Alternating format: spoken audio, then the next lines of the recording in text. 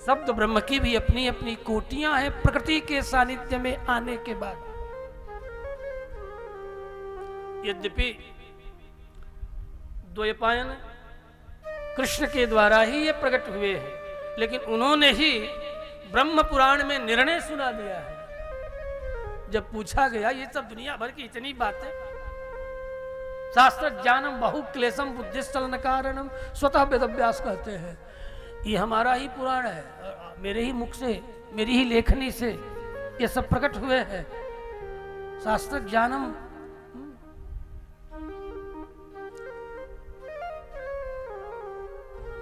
बुद्धिस्थलन कारणम, बुद्धि को चलायमान कर देने वाले वेदव्यास कह रहे हैं। तो क्या करें? का उपदेशाधरिम बुद्ध्वा, गुरु के शरण में जाओ, तम विज्ञानार्थम गुरुमेव अभिगच्छे। मनमुखी होके सुनोगे, हजार शंका उत्पन्न हो जाएगी, न यहाँ के रहोगे न वहां के रहोगे। संशयात्मा विनश्यते, मन में संशय उत्पन्न होगा, आत्मनाश हो जाएगा।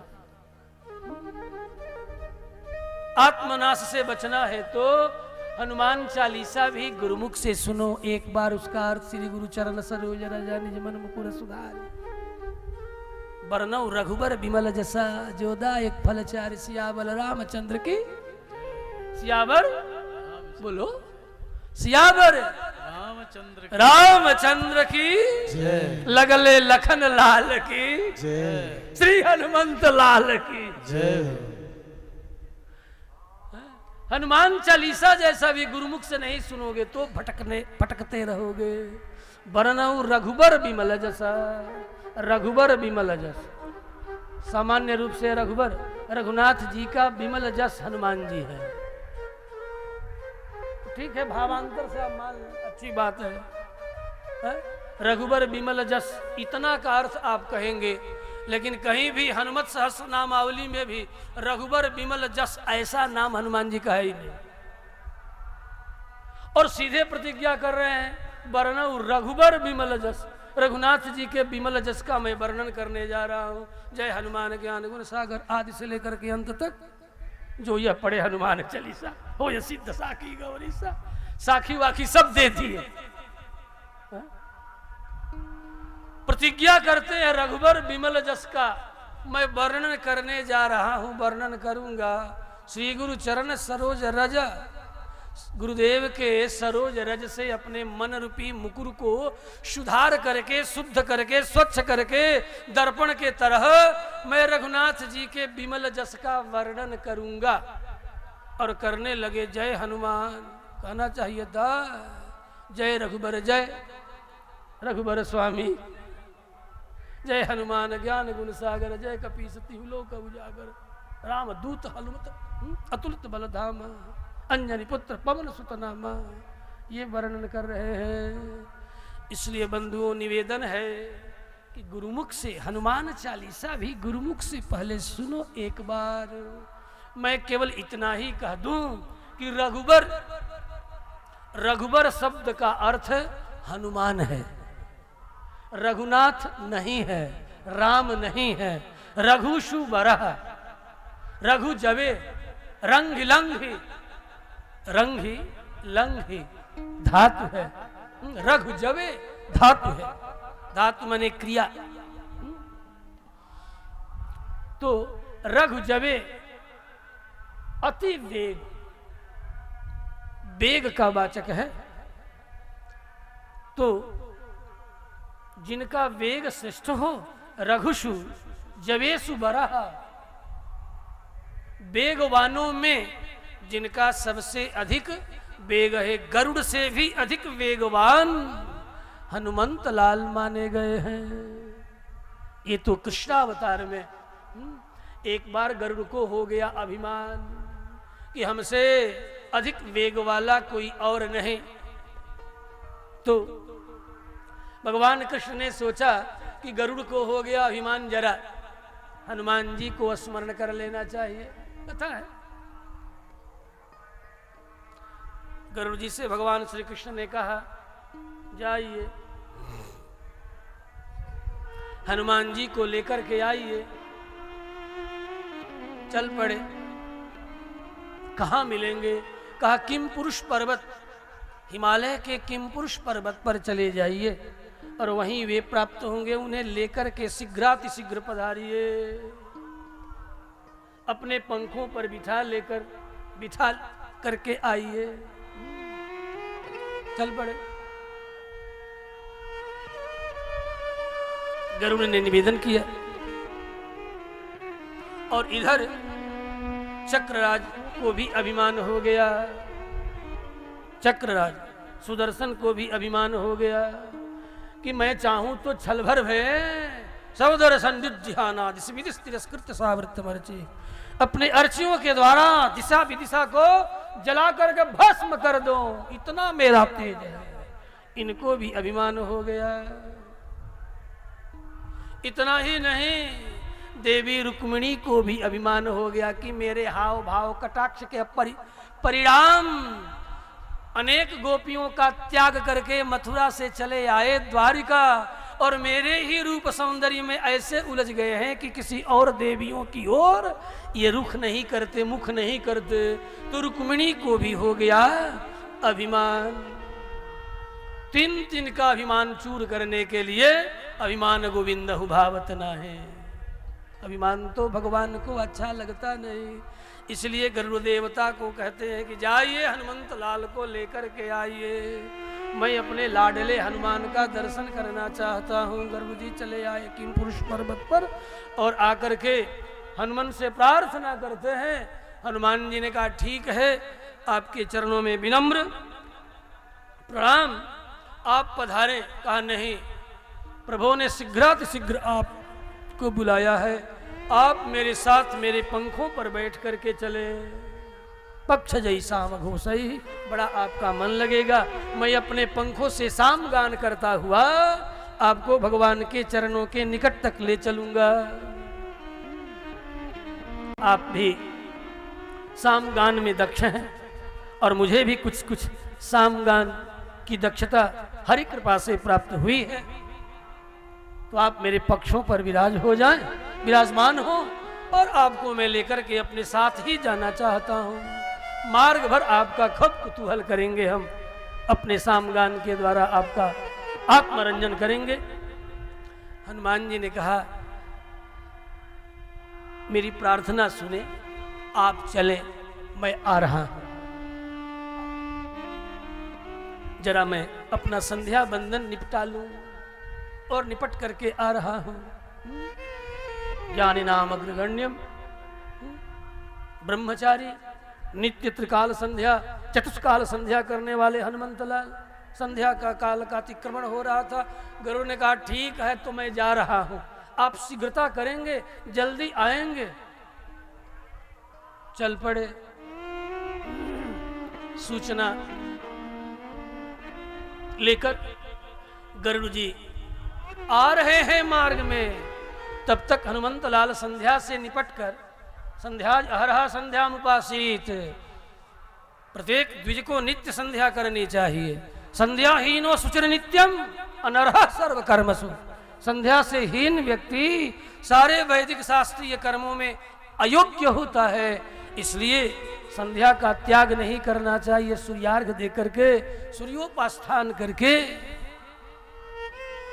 और गायत्री का अधिक नहीं तो 10 बारम जपे, 10 ही बार नियम पूर्वक जप ले। कम से कम गायत्री परिशिष्ट में न्यूनतम 10 बार, इससे कम गायत्री जपने का विधान नहीं। इतना जप ले। शीघ्रता में गायत्री भी संपन्न करते हैं। गरुड़ जी अपने पंख मारते चले आ रहे हैं, हांफते ऊर्ध्व श्वास बड़ी तीव्रता में। और जब आते हैं तो क्या देख रहे हैं, हनुमंतलाल संध्या भी संपन्न कर लिए और वहां से एक ही छलांग में चले आए द्वारिका के दहराकाश में। यहां देख रहे हैं कि ये तो द्वारिका के द्वार पर अंगरक्षक के रूप में चक्रराज सुदर्शन पहारा दे रहे हैं। चक्रराज से कहा जरा मार्ग तो देना। बड़ा उछल रहे थे, फट से पकड़ करके मुख में दबा लिए। कहा कि यहीं बैठो, आराम से मेरे मुख में निवास करो, ठाकुर जी का दर्शन करने के बाद आपको हम विमुक्त करेंगे। चक्रराज सुदर्शन का अभिमान चूर्ण चूर्ण हुआ। उसके बाद भगवान देवी रुक्मिणी के साथ पर्यंक पर बैठकर, पलंग पर बैठकर के अनेक तरह की चर्चा कर रहे हैं। चर्चा भी क्या अनोखी है कि आपको तो चाहने वाले अनेक राजकुमार थे, रुक्मिणी जरा फूल गई। अब कोई कहे कि आपको तो चाहने वालों की कोई कमी नहीं थी, फिर भी आपने मुझे क्यों चाहा? मेरे पास क्यों पत्रिका लिख करके पठा दिया, भेज दिया? ये बड़ी गौरव की बात है। आपको तो पसंद करने वालों की तांता लगी थी। एक से एक राजकुमार, शिशुपाल से लेकर के दंतवक्त्र तक, विदुरथ से लेकर के नरकासुर तक, कौन कौन ऐसे नहीं थे। उस सभा में अनेक लोग आने के लिए तत्पर थे। चर्चा इसी प्रकार की चल रही थी। इतने में हनुमंतलाल पहुंचते हैं और पहुंचते ही भगवान श्री कृष्ण अपना मुरली, अपना कृष्ण स्वरूप छोड़कर रामावतार में प्रकट हो गए। चरणों में प्रणाम करते हैं और प्रणाम करते ही प्रथम शब्द रुक्मिणी की ओर देख करके, प्रभु आप तो एक पत्नी व्रत हैं, इन सब दासियों से तो आपका कोई मतलब नहीं। ये कब से आप इन दासियों के चक्कर में कब से आप पड़ गए? रुक्मिणी को लगा दुनिया में अपूर्व सुंदरी, मिस इंडिया नहीं, मिस यूनिवर्स, उस जमाने की सबसे अखिल सौंदर्यवती जब हनुमंत लाल के मुख से सुनती है कि दासी, तो रुक्मिणी का भी अभिमान गल गया। और गरुड़ उधर से हांफते, ऊर्ध्व श्वास भरते चले आ रहे हैं गरुड़देव। और यहाँ देखते हैं कि हनुमान जी तो हमसे पहले ही आकर के स्वागत सत्कार सब संपन्न करके आराम से भगवान श्री हरि के चरणों में विराजमान है। तो इनका भी गति का जो अभिमान था वह चूर चूर हो गया। श्री कृष्णचंद्र भगवान की जय। भगवान को अभिमान नहीं भाता।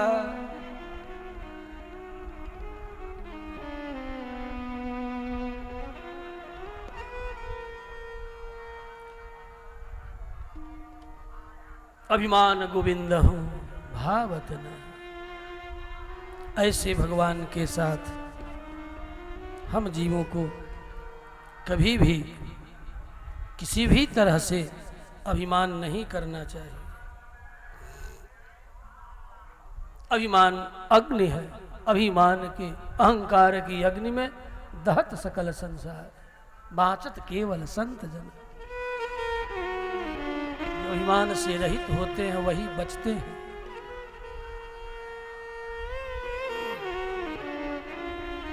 श्री कृष्णचंद्र भगवान की। सुत जी सौनकादिकों को कथा सुनाते हुए सौनकादियों ने निवेदन किया है, ऐसे मुनिवर सुखदेव जो निरंतर एकांत में निवास करते, देखने से पहचाने नहीं जाते, एकांत मतिरुन्निद्रो गूढ़ो मूढ़ इवेवते, छिप करके रहने वाले, बाहर से देखने पर मूढ़ प्रतीत होने वाले, सदा ही एक अंतः निश्चय, जिनका निश्चय भगवान श्री कृष्ण के चरणों में, जिनकी मति निरंतर लगी रहती है, ऐसे मुनिवर सुखदेव किस प्रकार प्राप्त हुए। मैंने तो सुना है कि अपने पिता के चरणों में ये भागवती वार्ता प्राप्त करके पुनः जंगल की ओर ही चले गए। पुनः उनके पिताजी उनके पीछे पीछे दौड़ पड़े। बेटा ठहर जा, जरा ठहर तो जा। वे भागते चले जा रहे हैं। दृष्ट्वानुयान्त मृषिमात्मजनप्यनग्नं देव्यो ह्रिया परिदधुर न सुतस्य चित्रम् तदवीक्ष प्रीक्षति मुनौ जगदुस्तवास्ति स्त्रीपुंभिदा न तु सुतास्य विविक्त दृष्टे। सुखदेव चले जा रहे हैं। पिता वेदव्यास पुकारते हुए आगे बढ़ते चले जा रहे हैं। मार्ग में अप्सराएं जल में स्नान कर रही थी। अप्सराओं के मध्य में सुखदेव मध्य से होकर के गुजर गए। ज्यों की त्यों स्नान करती रही नंग धड़ंग। लेकिन वृद्ध वेदव्यास को देख करके ये अप्सराएं झट निकल करके अपने अपने वस्त्रों को धारण करने लगी। 16 वर्षीय नवजुवा सुखदेव को देख करके तनिक भी लज्जित नहीं हुए, लेकिन वृद्ध वेदव्यास को देख करके लज्जित हो गए। बड़ा आश्चर्य है। उस समय वेदव्यास ने पूछा, ऐसे थे सुखदेव जिनके हृदय में स्त्री और पुरुष का भेद था ही नहीं, स्त्री पुंभिदा भेद ही नहीं था। अप्सराओं से पूछा है, मेरा नवजुवक पुत्र नंग धड़ंग स्नान करती रह गई और मध्य से निकल गया, तनिक भी लज्जा नहीं आई। और मुझ वृद्ध को मुंडम पलितम तुंडम गलितम, दांत टूट गए, सिर के बाल भी पक गए, वृद्ध हो गया, आंखों में दृष्टि न रही। और मुझ जैसे वृद्ध को देख करके इस तरह झटपट लज्जित होकर के वस्त्र धारण करने का क्या मतलब है? अप्सराओं ने कहा, बाबा आप साप न दे तो निवेदन करूं। हाँ हाँ कहो, मेरे मन में प्रश्न है। साक्षात भगवान के ज्ञान कला के अवतार बादरायण वेदव्यास के मन का प्रश्न है, कहो क्या बात है? कहा, हे कृष्ण द्वैपायन, आप स्त्री को पहचानते हैं, ये स्त्री हैं, ये पुरुष है, लेकिन आपका पुत्र स्त्री और पुरुष का भेद ही नहीं जानता। जो स्त्री और पुरुष का भेद नहीं जानता उससे भला लज्जा क्यों? लज्जा तो जो भेद जानने वाला है उससे की जाती है कि ये स्त्री है, लोमान पुरुष स्तन केशवती स्त्री। स्त्री किसे कहते हैं? स्तन केशवती। कोई स्त्री कहते हैं, लोमान पुरुष कहलाता है। इस प्रकार का भेद आपने अपने शास्त्रों में वर्णन किया है, लेकिन आपका बेटा स्त्री पुरुष का भेद नहीं जानता। ऐसे भेद दृष्टि से रहित सुखदेव से लज्जा व्यर्थ है।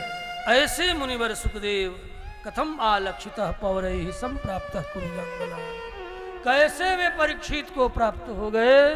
गजसा हुए। हस्तिनापुर में निवास करने वाले परीक्षित को ऐसे सुखदेव कैसे मिले? ये तो बड़ी ही आश्चर्य की बात है। सुत जी ने कहा, हे सौनकादि मुनियों, आप सब ध्यान से श्रवण करें। बात पुरानी है, मैं आपको कहूंगा जब महाभारत का युद्ध समाप्त होने वाला है। अभिमन्यु सुतम सुत प्रादुर्भाव प्रादुर्भागवतोत्तमम, भागवतों में उत्तम जब परीक्षित का जन्म होने का समय आया, परीक्षित जब पेट में है तब की बात, उत्तरा के गर्भ पर अश्वत्थामा ने ब्रह्मास्त्र चलाया है। जब जब आपत्ति विपत्ति पड़े, उत्तरा अपने चरित्र के द्वारा अभिमन्यु की पत्नी, परीक्षित की माता उत्तरा अपने अनेक महारथियों के रहते हुए किसी और के शरण में नहीं जाती, केवल और केवल भगवान श्री कृष्ण के चरणों को पुकारती है।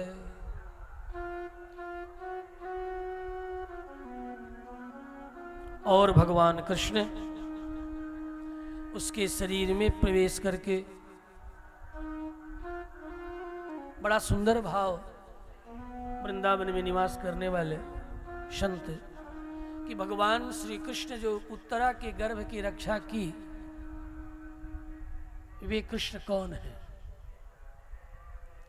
क्या विभव कृष्ण है, व्यूह कृष्ण है, पर कृष्ण है, परवासुदेव है, अंतर्यामी है, या अर्चा विग्रह है? भगवान का 5 रूप, पर व्यूह विभव अंतर्यामी अर्चा अवतार भेदात पंच विधम, अर्थ पंचक। अपने सुस्नेहिल पीताम्बर प्रमेश जी को अर्थ पंचक हमने कहा, उसे आपने पढ़ा सुना। परम विभव भगवान के 24 अवतारों में भी भगवान के विशेष 5 रूप हैं। भगवान कृष्ण का जो अवतार है, इन 5 में वैभव के साथ जगत में आया, इसलिए इनका ये विभवावतार कहलाता है। विभवात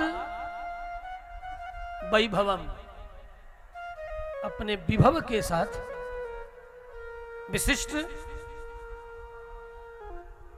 अपने परिकरों के साथ भगवान जगत में आए, इसलिए इनका ये विभवावतार है। और वैभव लेकर के आए, जितने विभवावतार है उसमें भगवान का वैभव प्रकट हुआ है।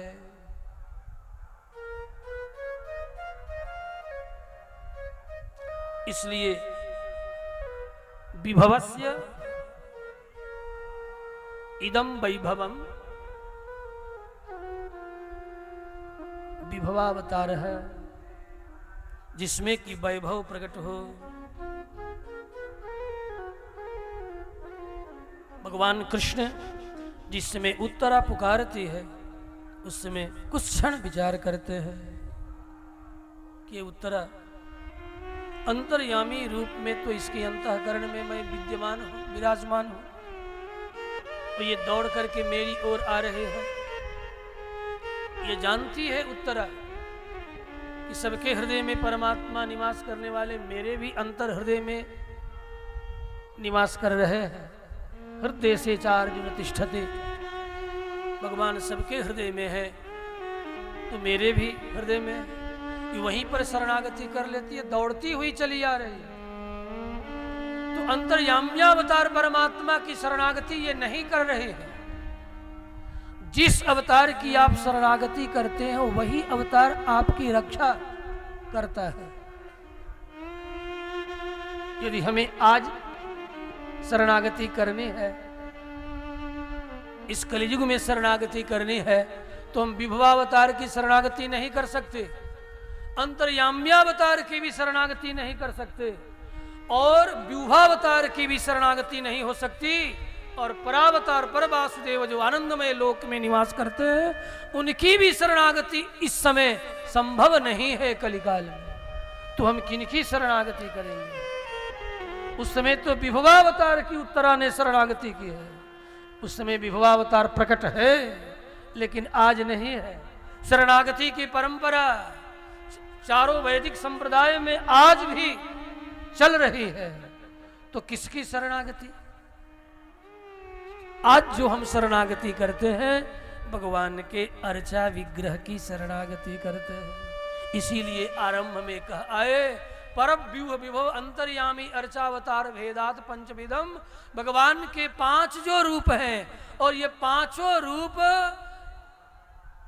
भगवान का षोडश कला पूर्ण है, तनिक भी न्यूनता नहीं है। जाकी रही भावना जैसी भगवान में पूर्णता है, उसमें अपूर्णता नहीं है। जिन लोगों ने स्वीकार किया और जितने मात्रा में स्वीकार किया, परमात्मा ने अर्चावतार के द्वारा उस भक्त को उतनी मात्रा में जैसी उसकी समझ है, जैसी आपकी समझ होगी वो कार्य उस समझ के अनुसार, उस ज्ञान के अनुसार होना है। तो उत्तरा की शरणागति विभवावतार की है, इसलिए विभवावतार भगवान श्री कृष्ण ही अपने वैभव से अंगुष्ठ मात्र स्वरूप धारण करके अंतर्यामी हृदय में निकट है, लेकिन वहां से फट नहीं गए।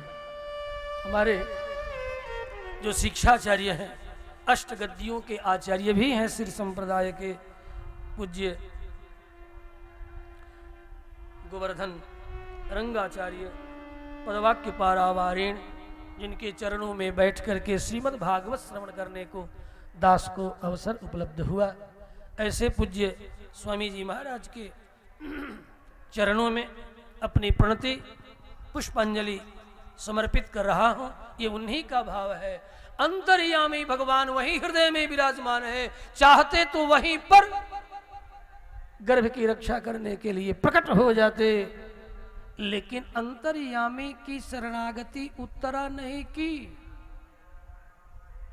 उसने तो शरणागति विभवावतार श्री कृष्ण, देवकी नंदन श्री कृष्ण की, जसोदानंदन श्री कृष्ण की, नंदनंदन श्री कृष्ण की कर रही है। इसलिए अंतर्याम्यावतार उत्तरा की रक्षा करने के लिए आगे नहीं आए। विभवावतार भगवान श्री कृष्ण, एको हम बहुश्याम, मैं अकेला बहुत बनूंगा, एको हम द्वितीय बन गए, दूसरा रूप धारण करते हैं और उत्तरा के पेट में प्रवेश करके अपनी कौमुद की गदा से रक्षा करने लग जाते हैं। तस्य जन्म महाश्चर्यम् कर्माणि च गृणीहिनः। हे सौनकादि, आप सब ध्यान से श्रवण करें। भगवान श्री कृष्ण का जन्म कर्म यदि दिव्य है तो परीक्षित का जन्म भी कोई सामान्य नहीं है। महान आश्चर्य, ब्रह्मास्त्र आया और शीतल हो गया। इसलिए बंधुओं, जब कभी भी आपत्ति विपत्ति पड़े तो हमें भी भगवान की ही शरण में, भगवान को ही पुकारना चाहिए।